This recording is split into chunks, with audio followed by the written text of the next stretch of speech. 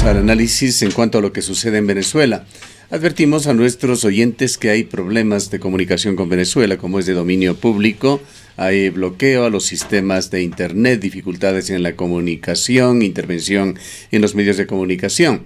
Así que con la paciencia de ustedes vamos a intentar este contacto que esperemos finalmente resulte adecuado en cuanto a la calidad y podamos entender las expresiones de nuestro interlocutor, que se trata del periodista venezolano Luis Ernesto Blanco, a quien damos la bienvenida. Licenciado Blanco, muy buenos días, les saludamos desde la ciudad de Cuenca, en Ecuador. Nuestro país, como Latinoamérica y el resto del mundo, tienen su mirada y su preocupación puesta en Venezuela. Los sucesos del día de ayer son de amplio y público conocimiento y la expectativa está centrada en lo que pueda suceder hoy. Coméntenos, por favor, cómo se está viviendo las primeras horas de este 1 de mayo allá en Venezuela. Hola, buenos días, un gusto saludarte, un gusto saludar a tu audiencia. Y bueno, efectivamente el día de hoy, 1 de mayo, comenzó ayer, ¿no? Por llamarlo de alguna manera. Ayer desde horas de la mañana comenzamos o nos despertamos los venezolanos con un llamado del presidente Juan Guaidó a salir a las calles en vista de que había un pronunciamiento militar. La sorpresa mayor también era la presencia de Leopoldo López, un preso político del régimen desde hace 5 años, desde 2014, que se sentó a él en la calle haciendo ese llamado. El día ocurrió, bueno, relativamente en calma, el llamado o el alzamiento militar, lo que otros llaman la restitución del hilo constitucional por parte de un grupo de militares fue sofocado, controlado, no tuvo la magnitud que en algún momento se pensó. Y desde esa hora, desde finales de la mañana, el mediodía, se esperaba la presencia o la aparición pública del mandatario, del gobernante Nicolás Maduro, cosa que no ocurrió sino hasta finales de la noche, dentro del Palacio de Miraflores, rodeado de ministros, donde, bueno, hacía algunas referencias a esa zonada, a ese control, a esa situación que se vivió ayer. Por su parte, el presidente encargado Guaidó llamó nuevamente o ratificó el llamado que desde hace una semana se había hecho a la población a las calles, hoy a tomar las calles, a manifestar en contra de la usurpación, en contra de o ratificando la agenda que desde enero de este año ha tomado el presidente Guaidó de cese de la usurpación, un gobierno de transición para finalmente unas elecciones libres. Hoy se espera una respuesta nuevamente de la ciudadanía en la calle, se espera la participación masiva de venezolanos atendiendo el llamado del presidente Guaidó y en virtud de los acontecimientos de ayer, bueno, es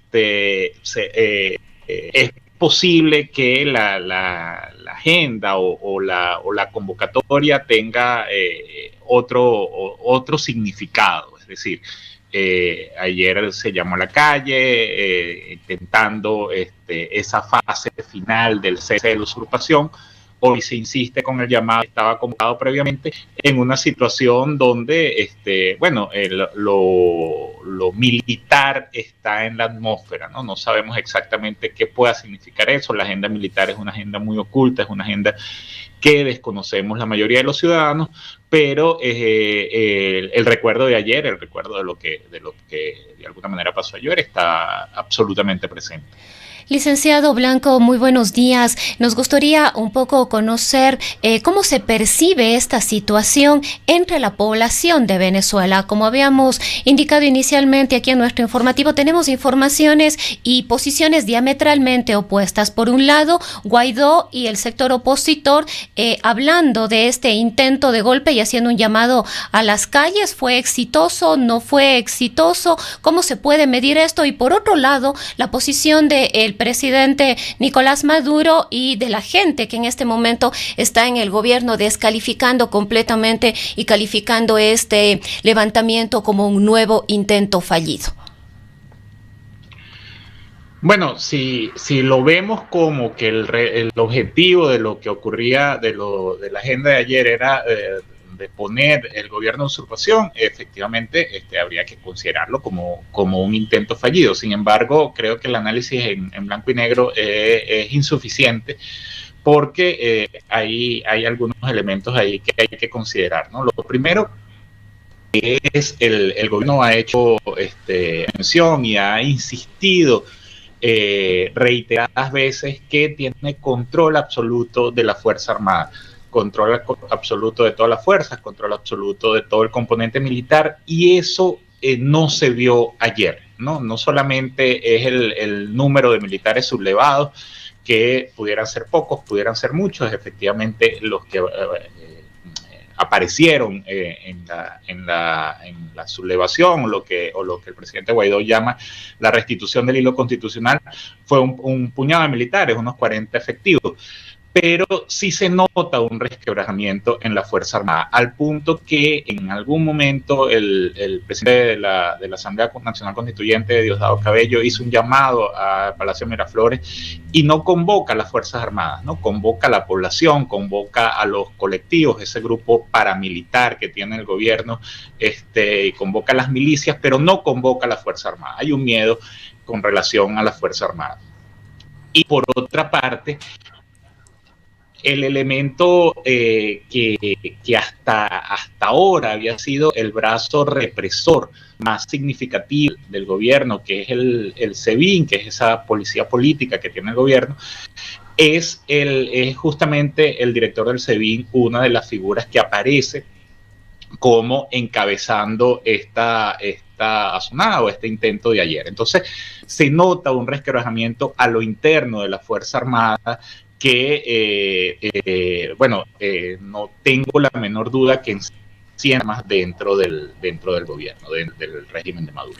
Algo que va quedando en claro, licenciado Blanco, es que más allá de la decisión del pueblo venezolano, que es evidente, de promover este cambio de régimen, lo definitivo será la acción justamente de las fuerzas del orden, de las fuerzas armadas, también de la policía, de la policía de inteligencia, las fuerzas del orden en general en Venezuela. Y esta es la gran inquietud que tenemos desde afuera de Venezuela. ¿Qué tanto apoyo tiene Guaidó de las fuerzas del orden venezolana? ¿Algún indicio, alguna pista tienen ustedes allá en Venezuela que pueda alimentar esas esperanzas de que el día de hoy pueda tornarse en un día clave, en una fecha definitiva? Y yo quisiera, quizás, licenciado Blanco, sumar a lo que dice... Sí, licenciado Blanco, yo quisiera sumar a lo que dice Gustavo, las declaraciones que hizo Mike Pompeo también el día de ayer, el secretario de Estado de los Estados Unidos, indicando que efectivamente en horas de la mañana Nicolás Maduro estaba listo para salir hacia La Habana y que altos funcionarios del gobierno de Nicolás Maduro habrían negociado con la oposición una salida del régimen. ¿Cuánto de esto se ha podido conocer o se ha podido confirmar? Sí, de momento no se confirma nada. Empiezo por tu pregunta, la parte final de la pregunta. De momento no se confirma nada de lo que señaló Pompeo en sus declaraciones de ayer. Forma parte de, podemos pensar que forma parte de este ejercicio retórico un poco intimidante por parte de los Estados Unidos. Y en todo caso no hay elementos que permitan comprobar o confirmar eso. Respondiendo a la pregunta, el día de hoy no parece ser un día definitivo en cuanto al cese de la usurpación, en cuanto a la agenda política planteada por Guaidó. Es un día de convocatoria civil, es un día de marcha ciudadana. Y la presencia o no de militares afectos al régimen, al presidente Guaidó dentro de los componentes militares, bueno, una incógnita. Efectivamente, el tema con los militares se ha trabajado o ha sido trabajado por parte de la agenda Guaidó desde comienzos de año, con ciertos, el tema de la ley de amnistía y otros acercamientos buscando ese quiebre. efectivamente a lo público o lo que podamos dominar de agenda pública, eso no ha sido muy notorio, ese quiebre. Pero como te mencionaba hace rato, hay señales donde el gobierno pareciera perder por lo menos ese control monolítico, esa mano férrea de todo el componente militar. Por otra parte, no podemos no dejar de mencionar que la Fuerza Armada, más allá de los altos mandos que puedan estar bien colocados en una situación económica, sufre la grave crisis que sufre la población venezolana. Esa situación está presente, el componente militar de los oficiales media hacia abajo, los sueldos son tan paupérrimos como del resto de la población venezolana, la crisis que viven sus familiares es tan desesperante como la que vive en Venezuela.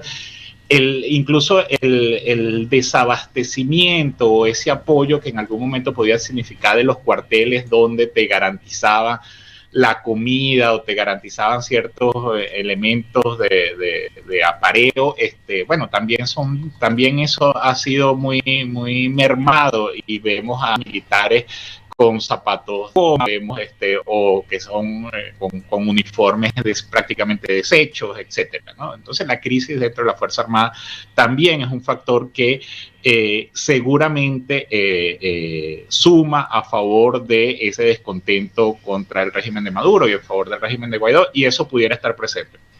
Eso significa que hoy y que haya un cambio definitivo de rumbo, yo particularmente lo dudo, lo dudo mucho. Ahora, hay conciencia, sin embargo, licenciado Blanco, como se lo ve desde acá, de que se está realmente librando posiblemente la batalla final, como dice Guaidó, por la liberación de Venezuela, de que el resultado de lo que den, no necesariamente hoy, quizá en los próximos días, de que el balance de lo que salga de este encuentro de fuerzas tendrá consecuencias duraderas, ya sea para solventar, para sustentar el régimen de Maduro o para promover este cambio en Venezuela. Y coméntenos esto desde el punto de vista de la población. ¿Es esa la visión también de la población venezolana? Por otra parte, ¿hay aún sectores significativos de la población que apoyen al chavismo? Sí, a eso iba. Yo particularmente creo que estamos en una fase final, en una fase que inició, digamos, a comienzos de año y que tomará algún tiempo, pero sí es una fase definitiva y que los últimos estrechan ese margen de fase definitiva. Lo que todos deseamos como venezolanos, como civiles, como civilistas, es una transición lo más pacífica posible. Para eso es necesario pensar en una posible convocatoria de elecciones, unas elecciones libres donde podamos medirnos todos los factores y podamos contar incluso ese apoyo que señalas y que sugieres y que efectivamente puede estar allí presente de apoyo al régimen de Maduro.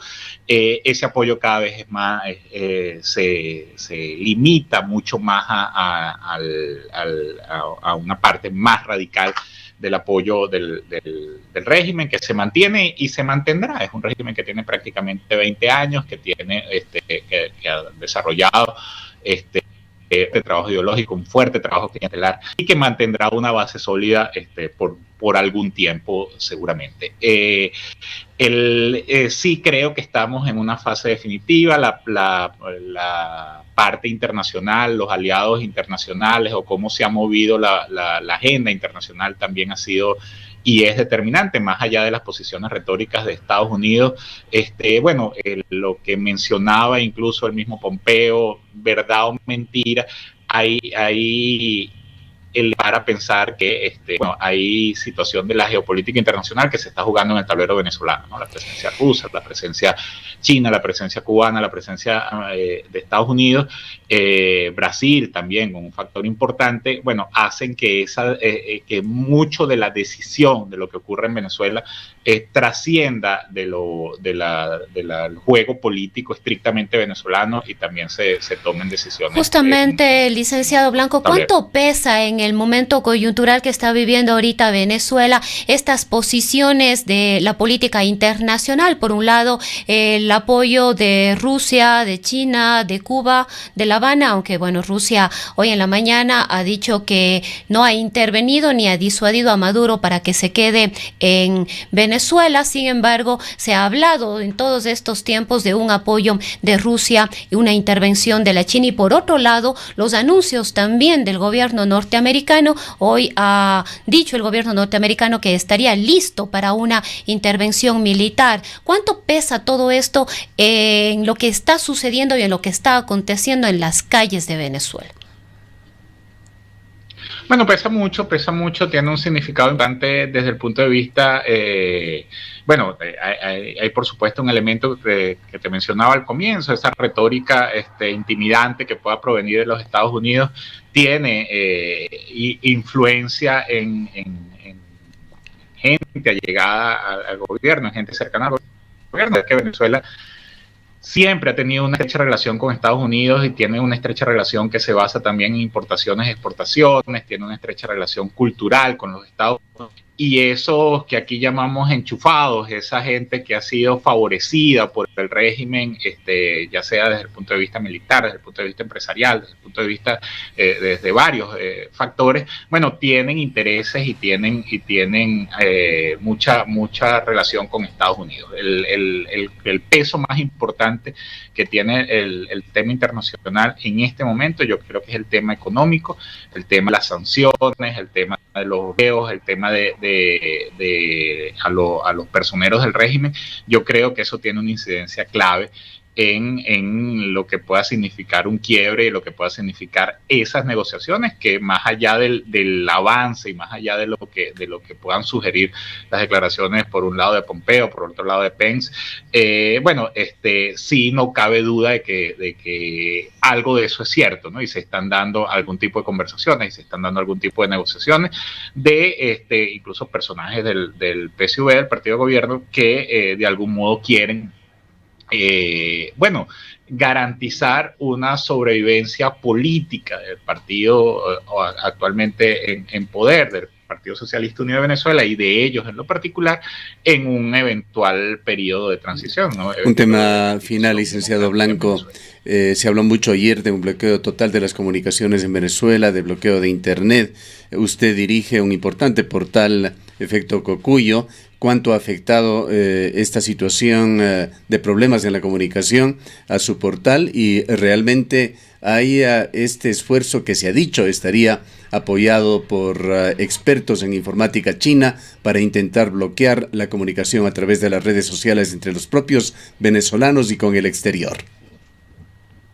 Sí, aclaro rápidamente, yo no dirijo Efecto Cocuyo, yo soy el coordinador de la sección de opinión, pero sí, efectivamente sí hay elementos de ese bloqueo, y por una razón más allá de los expertos chinos, de los expertos que puedan venir de afuera, el principal proveedor de acceso a Internet en Venezuela, que tiene mucho más del 60% del mercado, es una empresa estatal, es una empresa del gobierno, que es CanTV, y desde CanTV se controla muy fácilmente, siendo una empresa del gobierno, de funcionarios del gobierno, controlan y bloquean el acceso a portales. O sea, un apagón de CanTV el bloqueo, impedir que una página sea visitada desde los routers de CanTV, inmediatamente significa, que tengas acceso, pues tu tráfico puede descender mucho más allá de la mitad. Más allá de las exigencias que desde la Comisión Nacional de Telecomunicaciones, desde Conatel, se haga a otros proveedores de servicios de bloquea tal o bloquea cual página, que eso sucede, ¿no? El día de ayer, no solamente fueron páginas de portales, que es una práctica que viene sucediendo desde hace mucho tiempo y que se acentúa en momentos de crisis, sino también el bloqueo desde CanTV a redes sociales. O sea, no puedes desde CanTV ingresar a Twitter, no puedes desde CanTV ingresar a YouTube, no puedes desde CanTV ingresar a las redes sociales. donde entonces hace mucho más difícil, más allá de lo que pueda generar de tráfico a los portales, lo que puedas comunicar a través de redes sociales y de los canales de redes sociales, de las cuentas de tus páginas informativas, bueno, tampoco la gente tiene acceso a eso. Es por supuesto una situación bien difícil de trabajar. Nos vemos en la obligación de recurrir a mensajes que generamos desde canales de WhatsApp, mensajes que generamos desde incluso mensajería de texto, desde otros canales, para tratar en la medida de lo posible de subsanar esa falla que desde el control del Estado de las telecomunicaciones se genera para impedir el acceso a la información. Bien, muchas gracias a la periodista venezolano Luis Ernesto Blanco, profesor de periodismo, editor de opinión en el portal Efecto Cocuyo, un importante portal de oposición en Venezuela. Seguiremos atentos, nuestra solidaridad desde Ecuador. Esperemos que no haya más derramamientos de sangre en Venezuela, que se llegue ya a una salida en este tema que angustia no solamente a Venezuela, sino a toda América.